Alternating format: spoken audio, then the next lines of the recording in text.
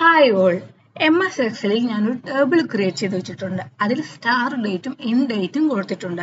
അതുപ്രകാരം start ഡേറ്റിനും end ഡേറ്റിനും ഇടയിൽ എത്ര ഡേയ്സ് ഉണ്ടെന്നും എത്ര മന്ത്സ് ഉണ്ടെന്നും എത്ര ഇയേഴ്സ് ഉണ്ടെന്നും കാൽക്കുലേറ്റ് ചെയ്യാനുള്ള ഫോർമുലയാണ് ഞാനിന്ന് പരിചയപ്പെടുത്താൻ പോകുന്നത്.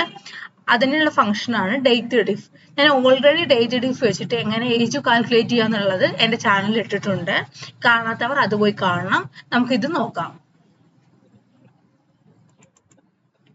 Equal dated if bracket open ചെയ്യുക, സ്റ്റാർട്ട് ഡേറ്റ് സെലക്ട് ചെയ്യുക, കോമ കൊടുക്കുക, എൻഡ് ഡേറ്റ് സെലക്ട് ചെയ്യുക, കോമ കൊടുക്കുക,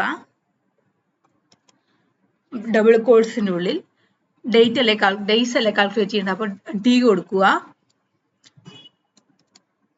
ഡബിൾ കോട്സ് ക്ലോസ് ചെയ്യുക, ബ്രാക്കറ്റ് ക്ലോസ് ചെയ്യുക, എൻ്റർ അമർത്തുക.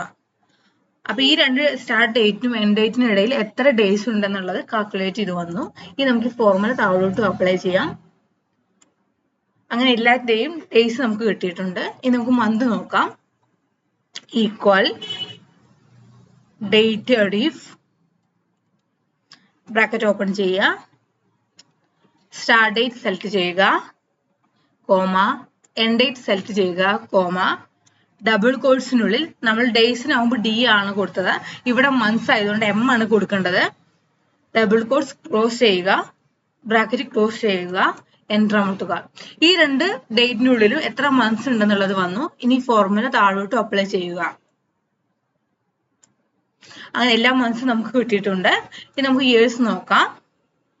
ഈക്വൽ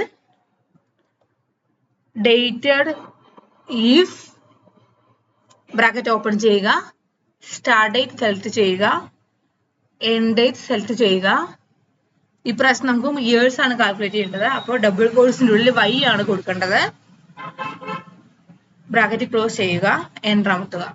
ഈ രണ്ട് ഡേറ്റിനുള്ളിലും എത്ര വർഷങ്ങൾ ഉണ്ടെന്നുള്ളത് വന്നു. ഇനി നമുക്ക് ഈ ഫോർമുല താഴോട്ട് അപ്ലൈ ചെയ്യാം. എല്ലാവരുടെയും റിസൾട്ട് കിട്ടിയിട്ടുണ്ട്. Thank you.